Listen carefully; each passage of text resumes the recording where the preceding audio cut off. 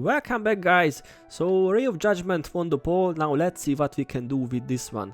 I think Roy has the best looking skill animation in the whole game, and not just that it looks pretty, but also plenty of useful stuff here. Almost all the skills in the Smiting Prayers group deal holy damage, and good to know, holy damage is armor ignoring damage, so it doesn't matter how tough or how strong your enemies are, these skills will always deal decent damage on them.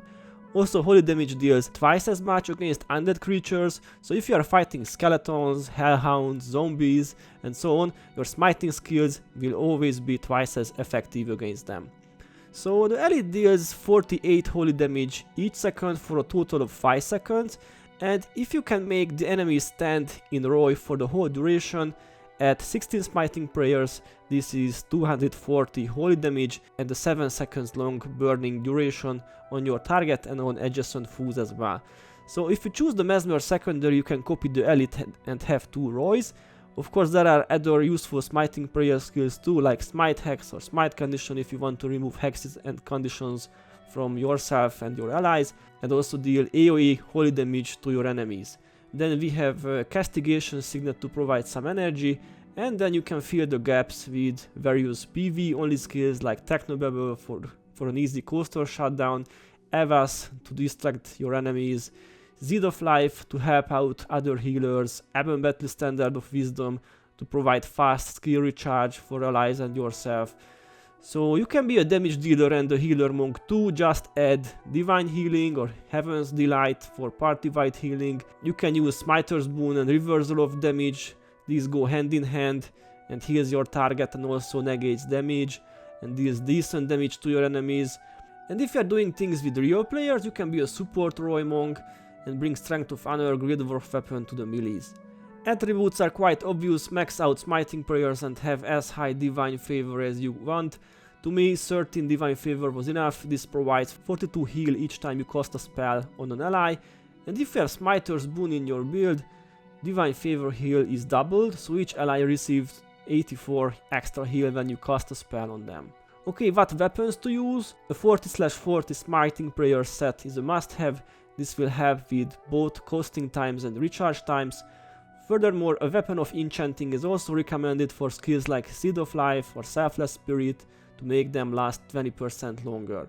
Runes are easy, smiting +1/+3 headpiece, 5 anchorite insignias, and I think this may be more useful than the blast insignias because most of the smiting prayer skills have a quite long recharge time and you will be recharging quite many spells all the time, and you know enchantments can be removed anyway, then blast insignias won't give you the +10 armor.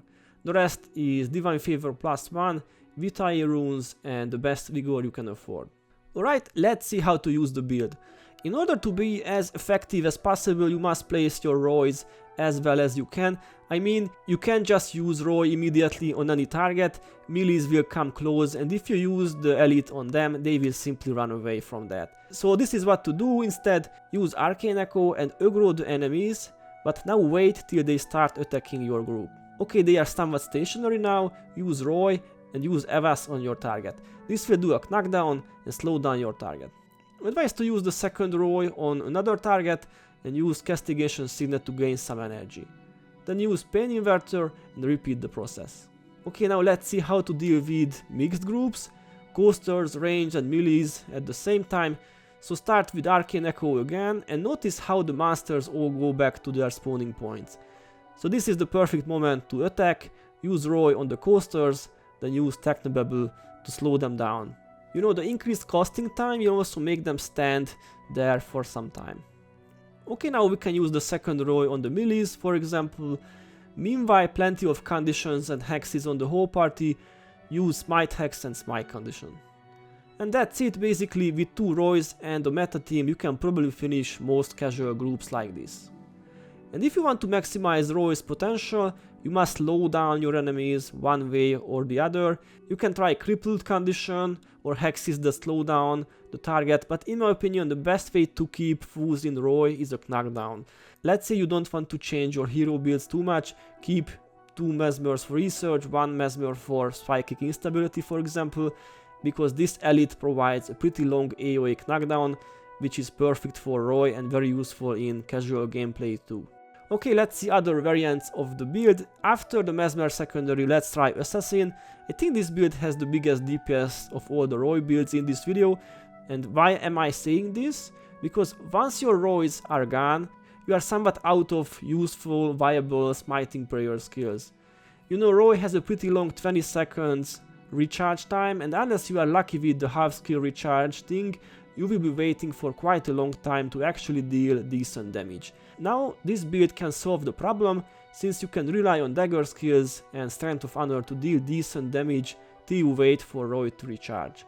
Sadly, the build is very energy heavy, a Beep Necro is mandatory, plus you should use I am unstoppable all the time to increase your survivability. Coaster armor in melee range is always risky, but a great build nonetheless, decent damage even if you are waiting for Roy to recharge. You can even add Splinter weapon for even more damage, and you know, other Roy builds aren't too effective when you are in the waiting phase, but not this time, the good old dagger chain always helps you out. Moving on, Ranger secondary now. Now this will help with the recharge time issue. The Dwarven Stability and Serpent Quickness provide a nice 33% faster recharge time for all your skills. Roy will recharge in less than 14 seconds, so actually you save 6 seconds each time, plus all your other skills will also benefit from Serpent's Quickness. Selfless Spirit will make your spells that target other allies cost 3 less energy, and you can almost perma maintain this. So this is quite OP actually, that you can spam reversal of damage all the time if you want. Holy Rat is another fun skill here. This may have been nerfed long time ago compared to the old 600 Smiter builds, but still a good one. Just use it on a party member who's under pressure. It will deal great damage to the attackers very quickly. And finally, let's see the Elementalist secondary. You know, if you don't need to invest into Divine Favor, you can actually have 12 in any other secondary attributes. And this build here has 12 fire magic, so the main issue with Roy is that mobs will scatter all the time and heroes may knockdown or may not, you can never know. So this build can solve this problem with Meteor. Just use Roy as usual, but after that use Intensity followed by Meteor. This will do an AoE knockdown, deal some AoE damage, and chances are your targets will stand in Roy for 4 or 5 seconds. Glyph of Swiftness is recommended to reduce the recharge times. Another fun one, Roy with air magic. You know, we could use the burning condition to something. Taina's Wind can be useful in this case, decent AoE damage plus an AoE interrupt.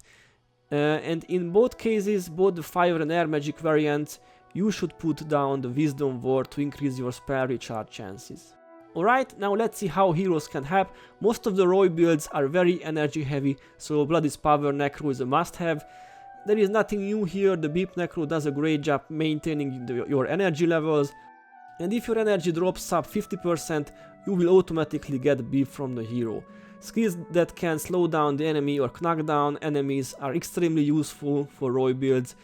In most of my clips I use the Psychic Instability Mesmer, but as I mentioned already, Crippled Condition, hexes like Shared Burden, Deep Freeze can also help. Anyway, the typical anti-coaster things will hurt you by using these Roy builds: interrupts, Daze Condition, hexes that cause increased casting time or skills that disable skills will all hurt you.